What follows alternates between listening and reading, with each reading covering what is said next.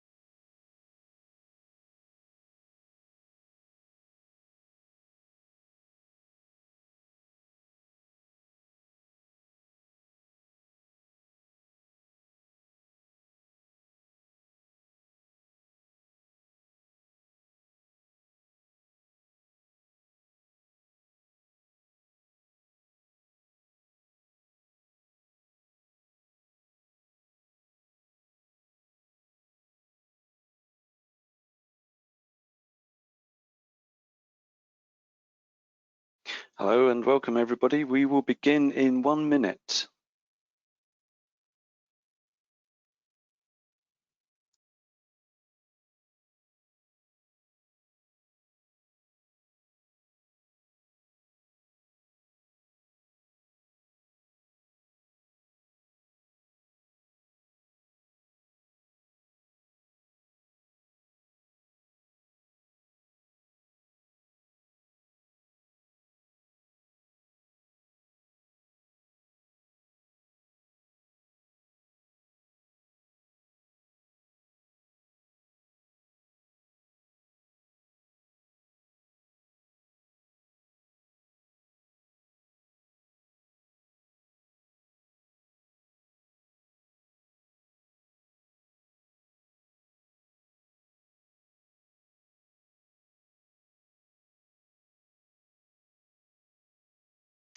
Welcome everybody.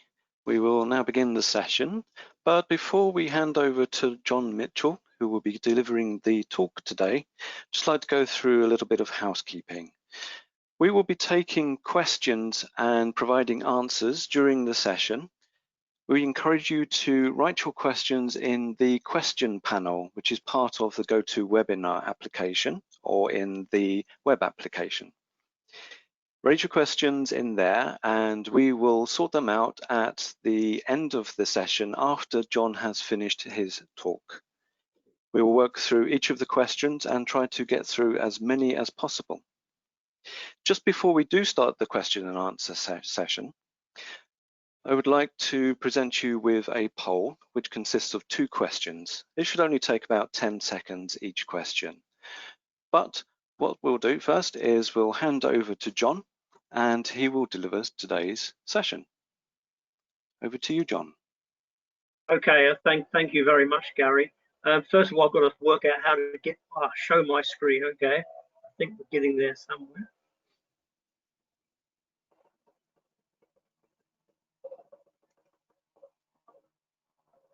Can I just check with you, Gary? Can you actually see my screen? Yes. Okay. Right. Good evening, everyone, and my thanks to the Nottingham and Derbyshire branch for inviting me along to give this webinar. I'd like particularly to thank Gary for doing the moderating and all the technical manipulations that are necessary to get one of these things on the road. You'll notice that I've subtitled this talk Before Production.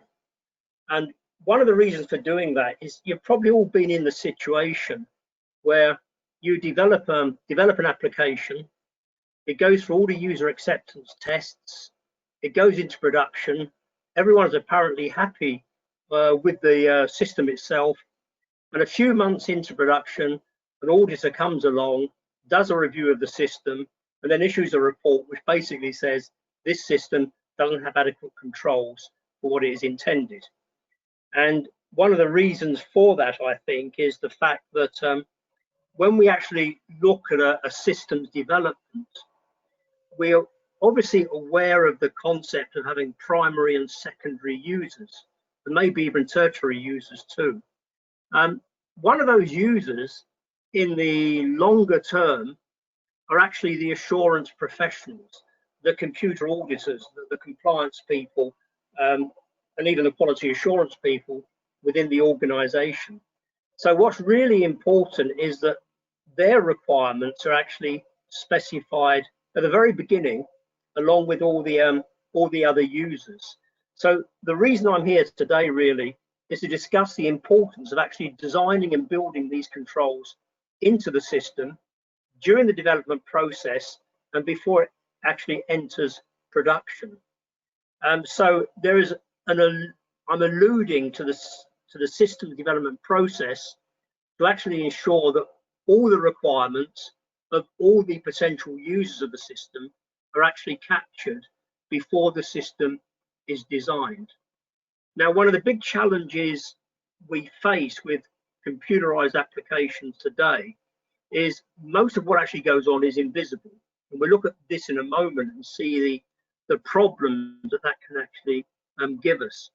The second challenge we face is not many people really know what controls are, how they work, and where they should actually be documented.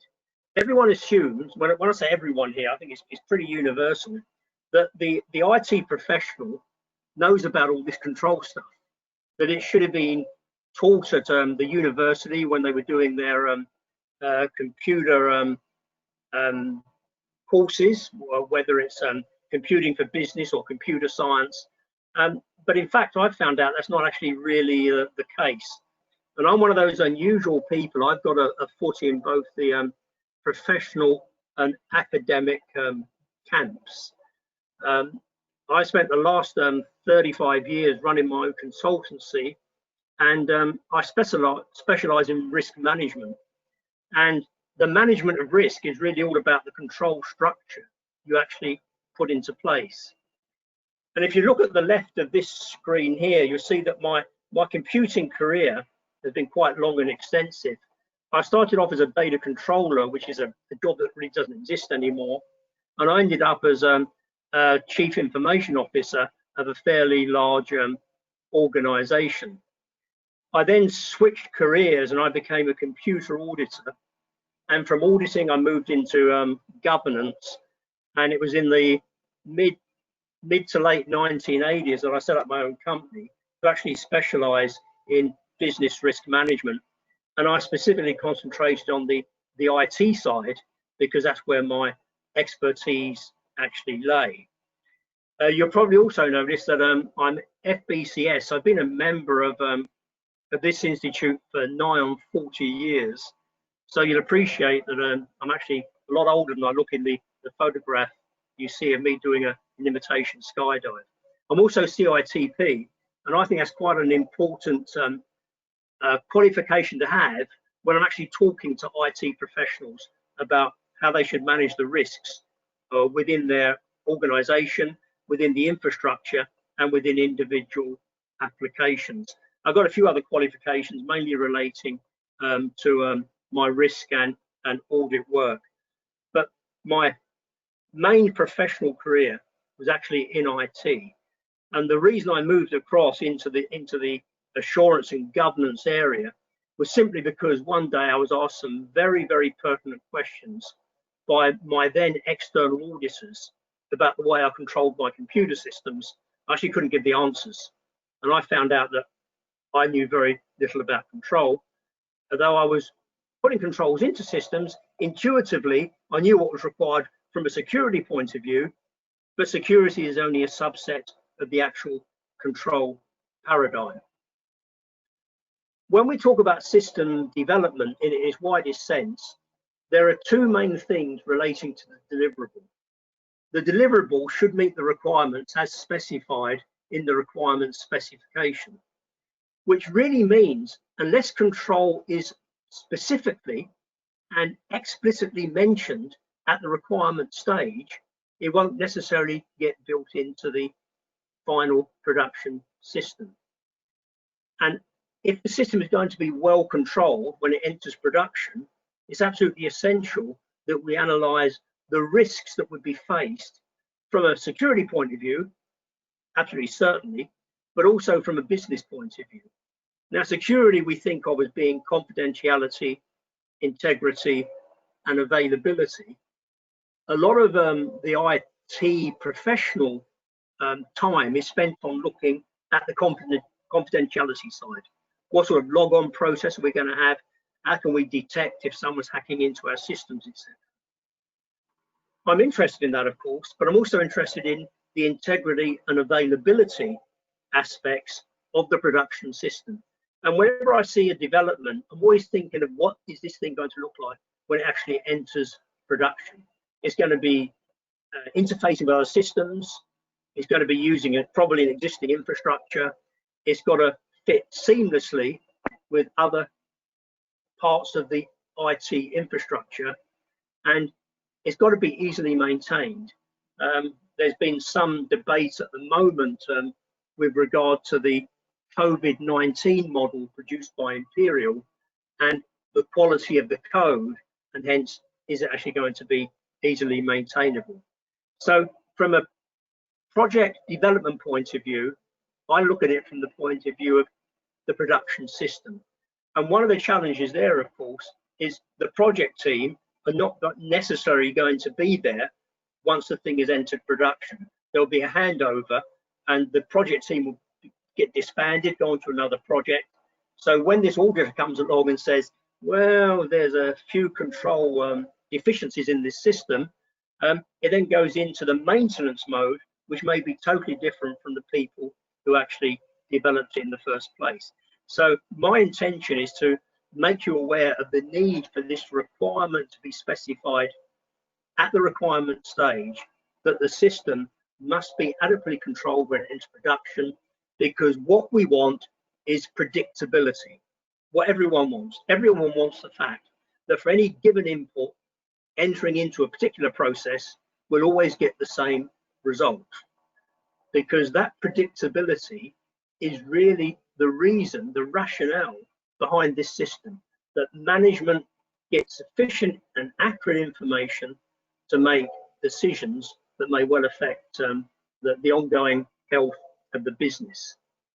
And the way we achieve this predictability is by analysing the potential risks and then putting in suitable controls to manage those risks if we feel that they do need some remediation.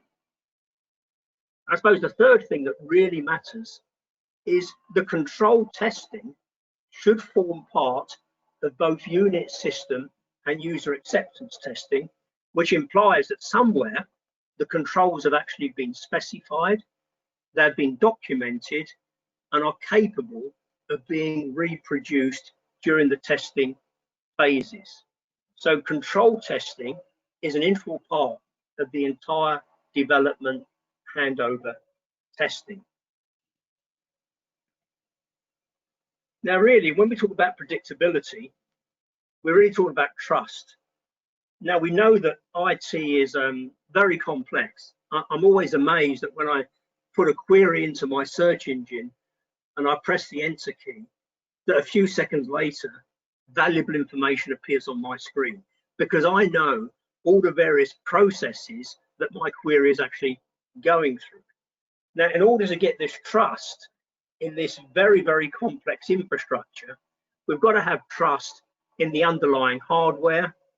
We have to trust the operating system, the compiler, if we're compiling programs, or the interpreter, if it's an interpreted solution. The application software that sits on the operating system, whether it be a marketing system, a payroll system, an engineering system. These will be communicating with users and other systems via the network. We'll have data going through the network. And these days, a lot of stuff's going to be actually in the cloud. Now, we have to have trust in each of those components in order to ensure the predictability of the final process. If we have trust in only 90% of them, there's always going to be this doubt as to whether we're being presented with reliable and consistent information. Now, this means, of course, that we can't view the application in isolation when we talk about control. We have to ask our questions. What about the patching of the operating system, the change control process there? What about the reliability of the compiler? I did come across a compiler where 1 divided by 1 did not equal 1 because of a fault in the compiler itself, which of course meant that the application doing mathematical calculations was always going to be wrong. The network, we know, is a very complex beast, and we have to assume that the package control has been adequately tested, and that we can rely on the controls that are built into that. So in some of these things, we're going to assume that we can rely on someone that's actually done the work to say, yes, you can trust the microprocessor, you can trust this operating system, and you can trust the compiler. Now, it's always worthwhile asking where that trust has come from. Is it just through experience, or has someone actually signed off a certificate somewhere to say that that's okay? Because with this very, very complex infrastructure, I used to say to my clients and students, okay, apart from the hardware, everything else is pretty much invisible. You can't see the OS, you can't see the database management system, you can't see the application software, you cannot see the data, you cannot see the network transactions. So you can see the hardware, and that's just about it. But these days, of course, with cloud, you probably can't even see the hardware anyway. And I've said end user computing, and I've said bandit country. That's not really meant in a derogatory way, it's just the way things are. If you give an end user something complex, such as a spreadsheet, and they take data that you've spent a lot of trouble making sure it's clean, is 100% integrity, it's not duplicated, it's not missing, the data can be relied on, and then you give it to end users, they put it into a simple spreadsheet without having adequate controls in place or adequate training, and decisions are made on the results that come out of that spreadsheet, then in fact, you're really in a very dangerous situation, because your professionals, your IT professionals, can give an assurance on everything below that end user computing if they know how to do the control specifications and the testing. Now, that's a simple IT infrastructure. Of course, it doesn't look like that. It really is very, very complicated now. We've got a lot of cloud computing out there. We've got a lot of social networks out there. We've got advances in technology coming along all the time. Bring your own device presents its own particular control paradigm to the equation. We've got web servers that may be managed by someone else. We've got firewalls that may again be managed by a third party. So the extended IT infrastructure is an area where we probably have very little assurance on the controls, unless we specifically ask for proof that we can rely on their control infrastructure. So I think of control as being an infrastructure simply because it involves so many components of the IT infrastructure. Every control you have, for whatever reason, has to coexist and socialize with other controls that may be in existence. And you don't want to over control. Good controls, they cost money, they slow down the processing. But you do need to have an adequate level of control. Now, one of the big challenges, of course, we have a meld of technology and people and processes, as was shown in the previous two slides. And determining the appropriate location of a particular control is something you need to start thinking about at the design stage. So if in the requirement specification, we've said explicitly that this system must be adequately controlled, and adequate, of course, is a very loose term, and it would depend very much on what the output from the system is going to be used for. If it's a very low level system within the organization, it may not require the same level of control as something that's very mission critical to the organization. But the thing about technology is it's very reliable. If we can build something into, say, the program logic, we will know that that will be performed every time that that leg of the logic is executed. People, by and large, use processes. The processes themselves may be adequate, but people are very unreliable, and people tend to get tired. They tend to take shortcuts.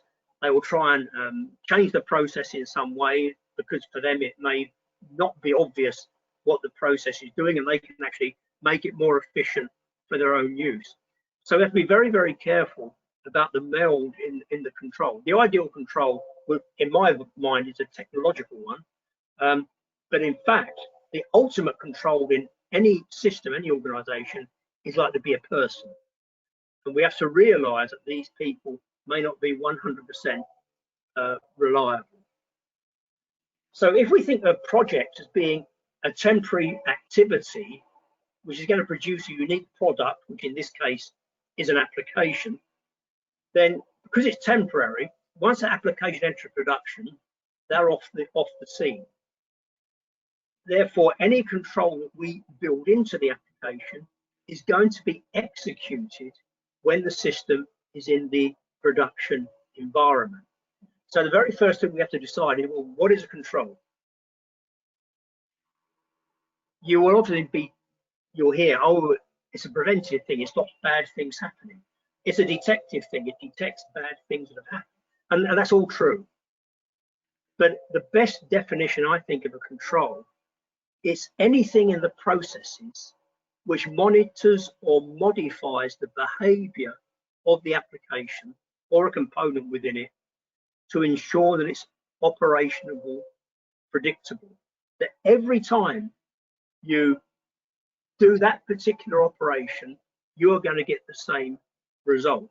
So the two things there are monitors or modifies.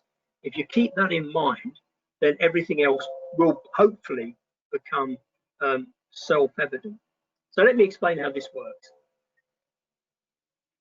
I was looking at a system, and this of course is when it's in production, and I found on the system there was an asset within the asset register, and it was valued at 80 billion. Now, I knew the actual capitalization of the entire company was only about 5 billion. So we actually have a single asset worth 80 billion. Obviously, something was very, very wrong. And when I went back to find out how did this asset get in there, it became very obvious that there was a flaw in the input validation procedure, where there was a very large field, and an amount could be entered into that field, any amount up to 99.99 billion. And the reason that that was there and there was no real validation check was simply because the user had been unwilling to specify what the maximum value should have been. And this comes over as a regular occurrence. We can only put into our systems what the users have actually requested. Well, we can do a bit of over engineering to say, well, they haven't told us, so we do X. And there's the big challenge.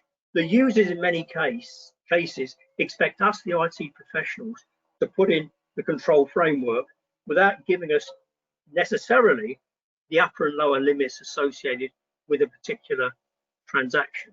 So there we have a validation control that was absent, which led to this very weird situation. I had another system. It was in fact two systems. There was an engineering system, this was a telecoms company, and there was a financial system within the telecoms company, the billing system, and there was a discrepancy between the two of effectively £1 million, which might not sound a lot to a big telecoms company, but even so, 1 million, it pays a few salaries. So just a discrepancy between the engineering system and the billing system, and that simply came down to the fact that in the engineering system, there was a particular tariff where the engineering system was collecting the usage against that tariff for individuals, but the same tariff had not been replicated in the financial system, so the financial system just did not recognize it and just dropped it out of the processing. So again, there was a discrepancy between those systems because no one actually specified if you change a tariff in one system, you must ensure it's changed in the other system.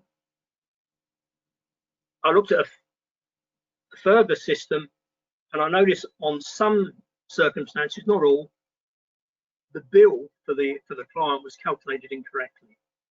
And it was simply the fact that that particular leg of the logic had a flaw in it. That particular leg had never been tested in either unit system or user acceptance testing, and that's how the logic, which was incorrect, actually slipped into production. And that could have been found very easily if the testers had realized that there were different bills, different bill usage for different categories of customer. There was another system where when I looked at it, I did some fancy little computer-assisted audit techniques, and primarily I added up the number of customers in a system, and I compared it with another system to the number of customers, which should have been the same, and there was a discrepancy between the two, and it was simply because the internal database, which was a relational database, had become corrupted in one of the systems, and although the records were there, they weren't actually being referenced.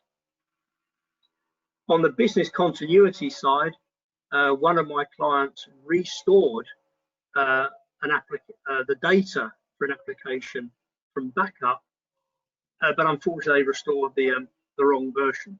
They did not restore the latest backup, and therefore that meant that all their processing from then on was giving indeterminate results. Another thing I found was a system that was calculating VAT. VAT, as we know, has changed over the years: 10%, 12.5%, 15%, 20%. That simply actually entered the wrong amount for a particular country within their VAT table, which meant that all bills that were calculated for that particular country had the VAT calculated incorrectly. And then finally, a straight misunderstanding, if you like, between the user and the programmer. Depreciation is something you're probably used to on your motor car. You buy the car, you drive it out of the showroom, and it's already lost £3,000 in value. And the thing that was happening here was the depreciation was being calculated.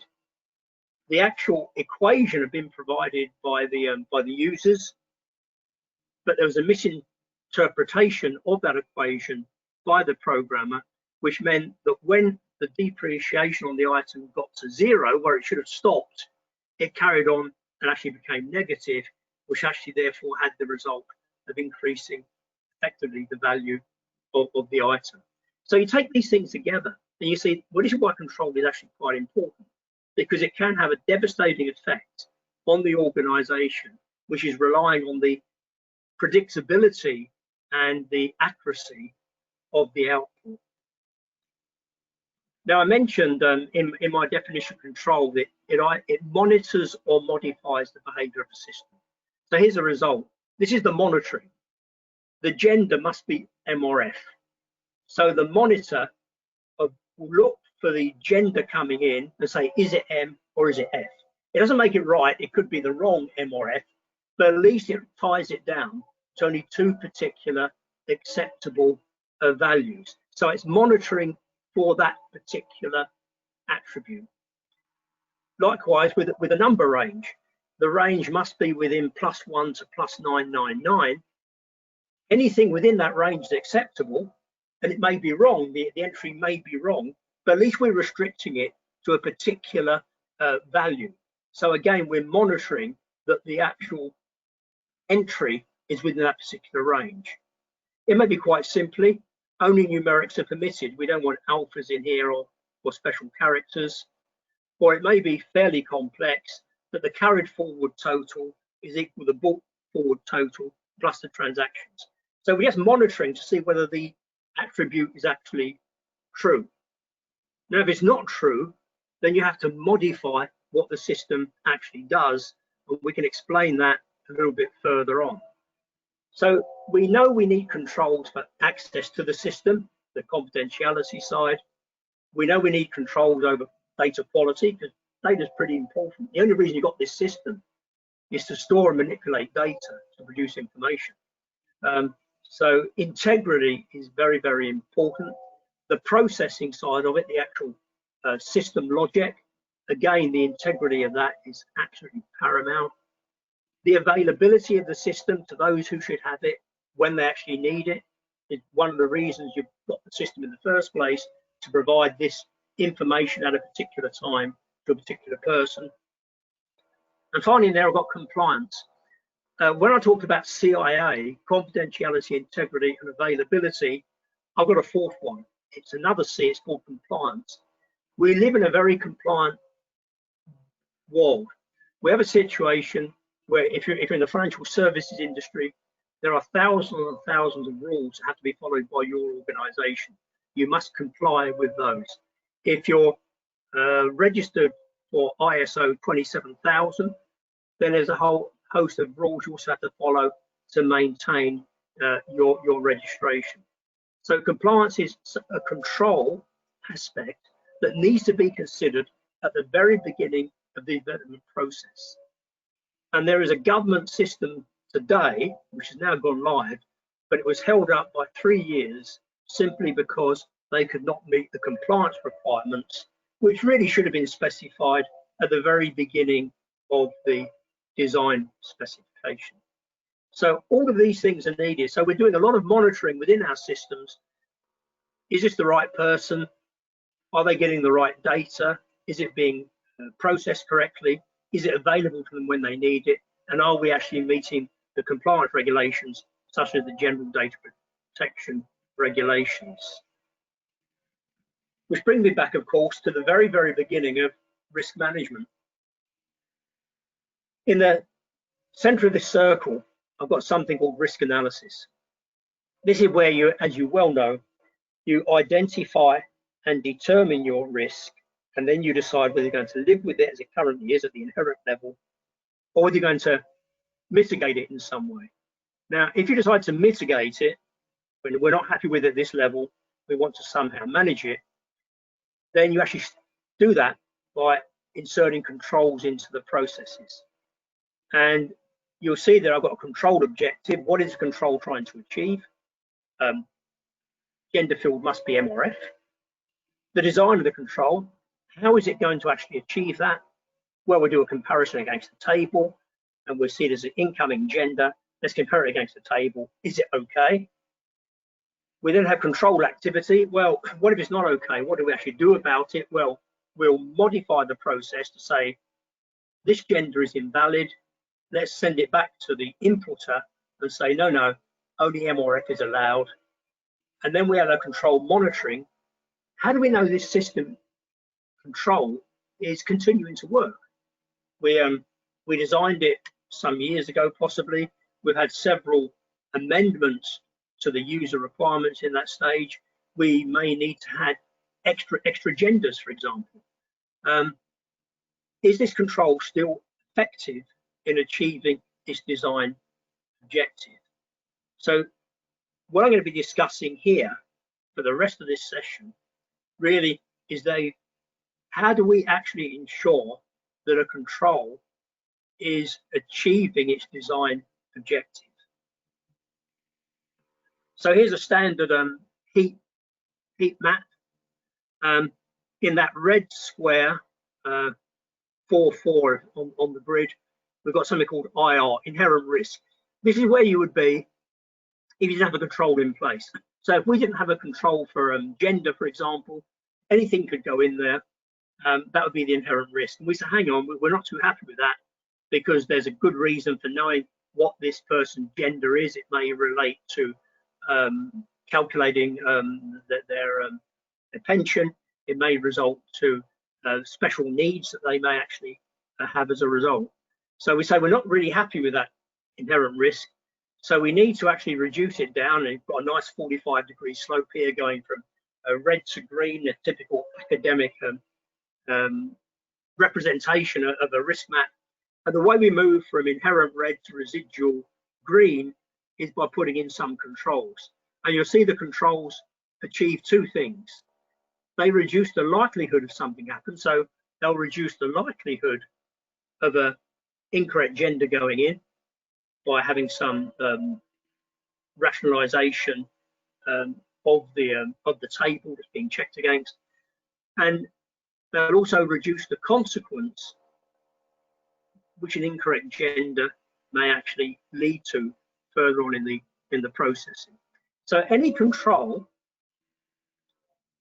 is only going to do one of those things. There is no control in the world that can reduce the likelihood and the consequence.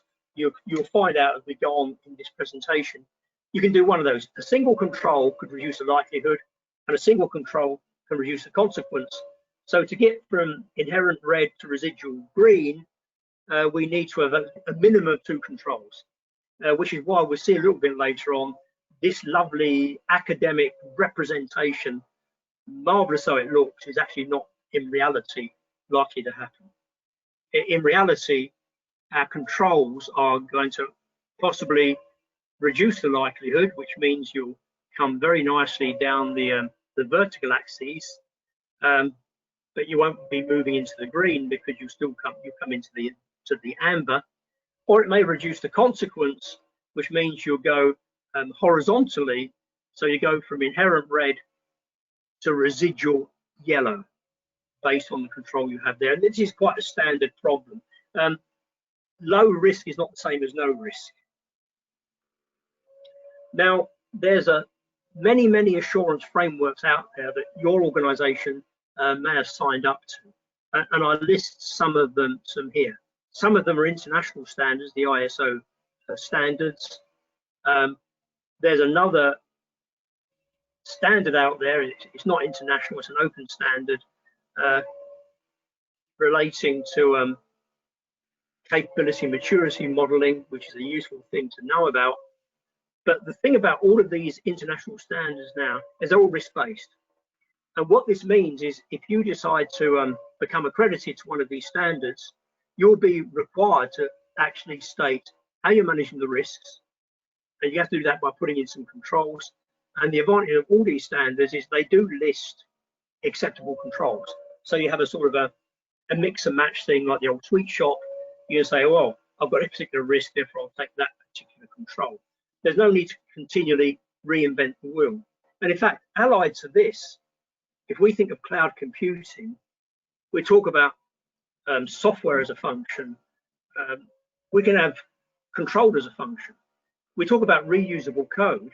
So if we go back to our simple gender field, if we have a way of actually assuring ourselves that there is a test, a monitor against the gender coming in, and that we can take appropriate action if the gender is incorrect, then that particular piece of code can be put in the cloud and it can become controlled as a function.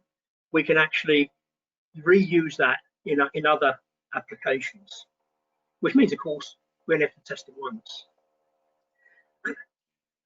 Now, part of your training, you've been told there are basically 3 types of control. There's the preventive control that stops the bad thing happening. Gender must be MRF, don't let anything else in. There's a detective control which says, actually, we've identified that this is not MRF, we need to do something about it. And finally, there's the reactive controls. Hey, let's put this right. We're not happy with what we've got here. We have to have a way, a method of unraveling what's happening and put it back to where it should have been at the starting position. And that, of course, starts bringing in the whole concept of logging what's actually happening within your systems. Because if you do find something that's gone wrong and you couldn't stop it at the time, you detected it after the event, you need to be able to roll the thing back to where you should have been at the beginning and then rerun the process, hopefully correctly. Now, the trouble is with these control definitions is they're very simple, they're very easy to understand, but also very, very wide in scope. So here's a situation where we're running a business. Now, at the bottom, you've got the cost of your normal business activity. This would be the cost of running your system without any controls in place whatsoever. It would be probably quite cheap. It would probably be very efficient, but you can't guarantee the effectiveness of it because there's no way of actually assuring that you're going to get the same result every time. So in any sensible business, you put a control system on top of your normal business activities. It may be something quite simple. If you're going to claim your expenses, you have to put your signature on the expenses so we know it's you that's actually claiming them. And we can look at your signature and we can check it against the list of authorized signatories to make sure that that expense is being paid correctly. Now, in computer systems, of course, a lot of the control system is inserted into the system itself. So there's a cost of doing this, there's a cost of putting it in, and there's a cost of processing it. Every little control within the program logic consumes a little bit of power, it slows things down slightly. Now, hopefully, your income stream, and whether you're a profit or not for profit doesn't matter too much, your surplus, hopefully, is going to be, your income line is going to be greater than the cost of that business activities and cost of the control system. So that's your profit, surplus, if you're not for profit. Now, the thing is, if you have a control failure, and I've shown a preventative control failure here, until you get that system running again, the recovery success, you're going to suffer some sort of loss because you've still got the cost of operating the business. You've still got the cost of the control system, even though there's been a failure somewhere along the line. Not a failure of the control system, but a control implementation because of something else that's gone wrong within the import or the processing of the system. Now, the recovery time is the difference between the detect time and the fix time. The longer that is, the more you're likely to lose. So the whole idea of control system is to reduce that to a smaller time scale as possible. And of course, if you can't recover, then you really just go out of business. So what I've got here is a detect time, a fix time. Anything within that recovery time is acceptable. I've also got a maximum time on the extreme right-hand side on the horizontal axis, which if you go beyond that max time, you just go out of business because you can't recover the situation. Now, the big challenge is these different control types, and I'm very pleased here. Professor David Brewer and William List, around about in the 1990s, they said these control types, it's all very well having preventive, detective, and corrective, but it's a bit too broad. We need to actually tighten them down a bit. So they said there are 7 classes of control. The first one, as you see, prevents the event or detects it happens, prevents further impact. The gender field must be MRF. It comes in, it's not MRF, stop it immediately, kick it back, prevents further damage. And then you can go down to, you detect it after the event, the incorrect gender has got into the system, but you don't detect it until further down in the processing. But you can still say, oh, I found this now, I can fix it before things get totally out of hand. I can fix it well within my exposure window. Control class 3, it reacts just fast enough that I can fix it before going out of business. And then you have 4, 5, and 6, which are amber, and then number 7, which says, well, you didn't even detect the failure here, and now you've basically gone out of business. Now, the thing about these particular classifications is they now do enable us to say, when we're designing a control, what classification is fall in? Is it a class 1 control or is it a class 6? Because the level of the control classification gives us some indication of the reliability we can place on that particular processing within the system. And we'll come back to that in just a moment. It becomes quite important when the auditors come along later on and they say, yeah, well, you've got a control here, but you realise it's a class 6 control, and probably this thing is so important it really should be a class 1. We know we want confidentiality, integrity, availability, and compliance.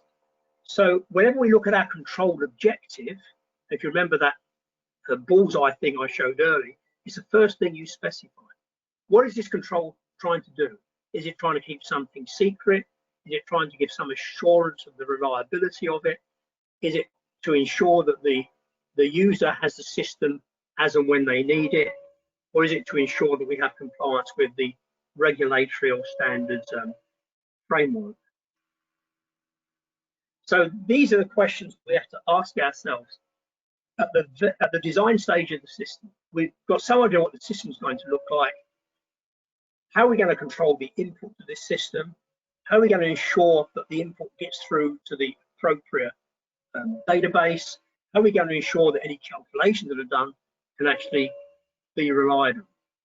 So what I'd expect to do, and it comes down to the design documentation, I'd expect to find somewhere in the design documentation a list of one of all the data items, whether they're being input into the system or calculated within the system, one of all the data items and 2 of all the controls associated with those data items and with the program logic and indeed with the users and with the availability of the system. I don't find this on balance. There are controls that have been built into the system during the design process and during the coding process, but they're not explicitly documented. So what I expect in my documentation is very simply, what is this thing meant to be doing? How does it actually work? Or we do a comparison against the table. When it works, what's the actual output we're expecting? And how do we know it's still working? What sort of testing are we doing to make sure that the last amendment we did to the system did not actually negate this control? And also, the need for control will change over time, and I'll show you that a little bit later on.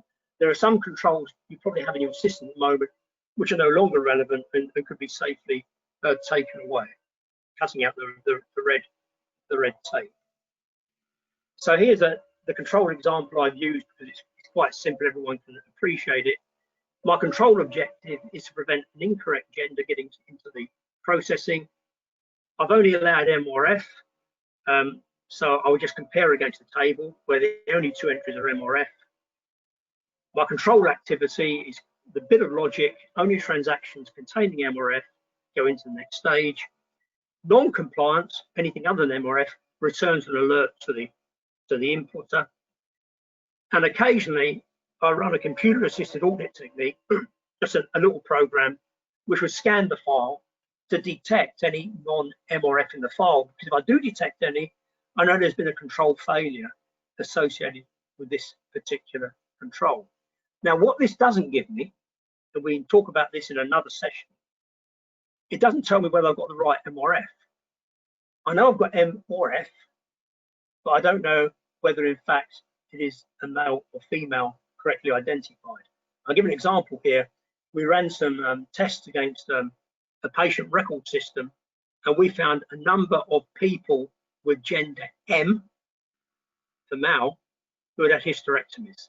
Now, we know that's wrong. We know that somehow the wrong gender had been allocated to that particular person.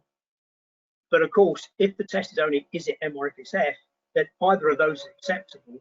And what we should have had was another test within the system to say, well, if it's M, let's test it against something else to see whether that's actually valid. And it depends on the importance. Is this important or not important? If it's not important, okay, we get the gender wrong, who cares? That's absolutely fine. But if it is important, then we actually need to have some test in there to make sure it is a correct M or F. Which brings me to data. The only reason you've got this system, is to store, manipulate, process data to provide information for the organization to make sensible business decisions. So data is really, really important. If you get the tax rate wrong, every invoice you generate is going to come out with an incorrect result. If it's a single transaction, if it's wrong, it only affects itself, but that still could be important. It's of higher value. So you say, well, single transactions are okay, and I don't do any further tests if they're below £1 million. If it's a single transaction over 1 million, I want to actually examine it. I want someone else to actually have a look at it. And then you've got the calculations data, the derived data. Usually you take a bit of standing data, a bit of transaction data, you do some sort of mathematical manipulation to give a result. And of course, one of the big challenges at the moment with the COVID-19 models is it giving the right result? Because there's been some debate at the moment. Certainly organisations such as the Edinburgh Red Team have been saying, well, look, we can put the same data into this system and we get different results coming out of it, depending on whether we run it on a multi-processor platform as against a single processor platform, a number of other things that may actually affect it, what network it goes over, but we're getting indeterminate results. Now, that's something we really do not want in our systems. For any given input, we expect to get the same output. Hello, John. I'm sorry to interrupt. This is your 2-minute warning before we start the question. Okay. Thank you. So the data quality rules, sorry, carry on. Yes, I was just going to add, this is an opportunity for everyone to submit their questions into the question box of the GoToWebinar control panel. Thank you. Over to you. Okay. So the data quality rules need to be specified in the design. I need to be able to go and reference those because I want to ensure controls are giving us good quality information from the processes. So this is my plea, I guess. The requirements specification needs to actually have a section in there where you actually say this system must be controlled because. In the design specification, I want to see everything relating to controls, preferably in a separate part of the spec, but I do understand it may get mingled up with other bits and pieces. And I want a separate testing specification to say how each control will be tested. So that becomes an equal part of the development process. And as you can see, when it comes to control testing, it's all the things we've been discussing previously: security, validation, internal transfer, calculations, output, external transfer, crash and load testing. We need to actually specify those as part of our V testing model. We need to specify at the requirements we need controls. In the design specification, what those controls are actually going to look like. In the technical design, how they're going to actually operate. And as a result of that, they get built in at the unit, system, and user acceptance test level. Things have changed over the years. Every time there's a major change in technology, there's a change in the control paradigm. So I started off in the 1970s with single batch programs, fairly easy to control. We've now got cloud computing, where basically all the bets are off. I talk about end user computing being bandit country. I think cloud computing fits into that area at the moment. We've got to learn how we can actually control our stuff that's running in the cloud. So who's responsible? Risk control design. Well, I think it's a team effort, actually. I think you've got to really, at the design stage, talk to all of these people. User management, they're really interested in the system actually working. They don't actually understand what that actually means in technological terms.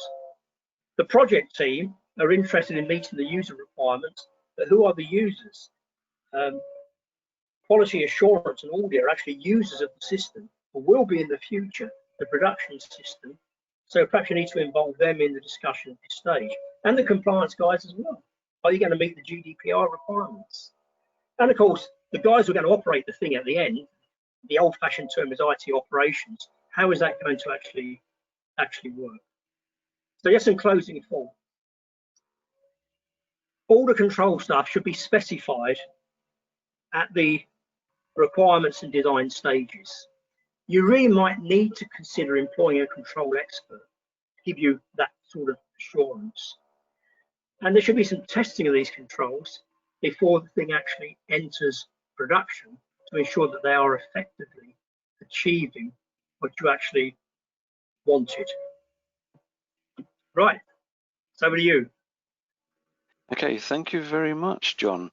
Right, before we return to you with some questions, we have a couple of polls that we just want to fire at the attendees. Really simple questions. Let's see, the first one is coming up. Want to find out if any of our attendees are BCS members. We'll give you 10 seconds to have a look, choose an option, it's either yes or no. See the answers coming in, this is great. And in just a moment, we'll close this poll and start the next one. Okay, it's not moving, so let's stop that one and move on to the second poll. So our question is, how did you hear about this event? Was it the BCS website, meetup, email, or some other route?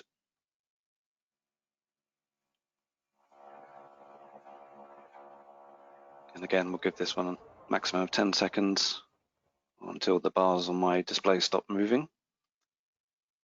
And it looks pretty static, so we'll close that off now. Thank you very much. Right.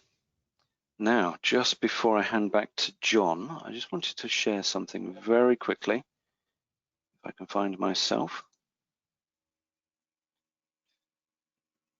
No, can't find it. Okay, just before we hand over to John, I just wanted to quickly mention that next month's webinar is on the 15th of June. It's called 5G Connected Forest, and that will be delivered by Nick Mellors. So please look out for any announcements that will be coming out over the next few weeks about this next event. Now, back to John. We have a number of questions, and I'm going to work through them and read them out to you one by one. So the first question is from Lucinda. Why was the culpability on the testers to find it and not on the designers to define it as a constraint, and also on the developers to develop the defined constraint? This is a pet peeve about always blaming testers. No, hopefully, Lucinda, and it's a very good area, because the reason I said there's no one person responsible for this, testers can only test what they've been told to test for. So it's incumbent upon the users and indeed the system designers to come to some agreement in what level of control is actually needed, to specify that, to enable the testers to actually test for it. I don't expect you to find things you don't know about.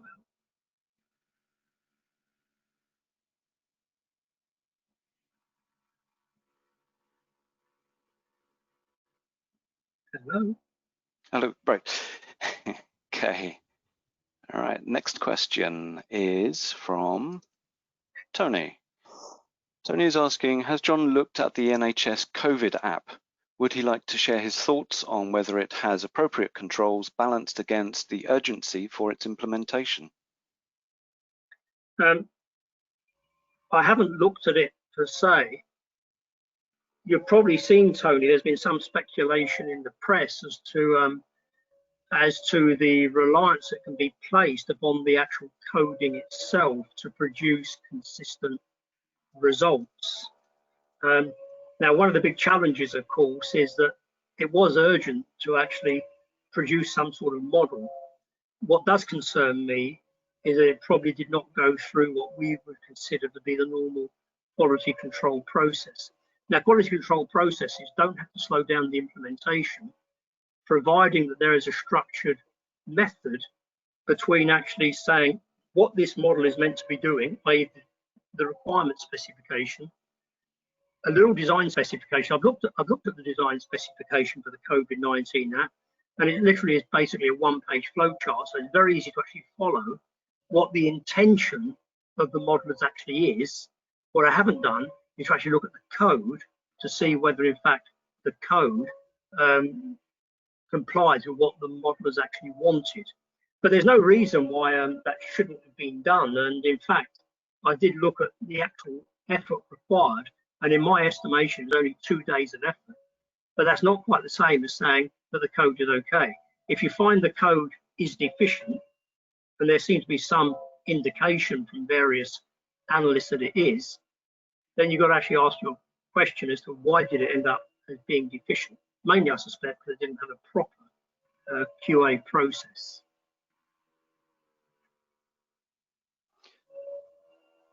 Thank you, John.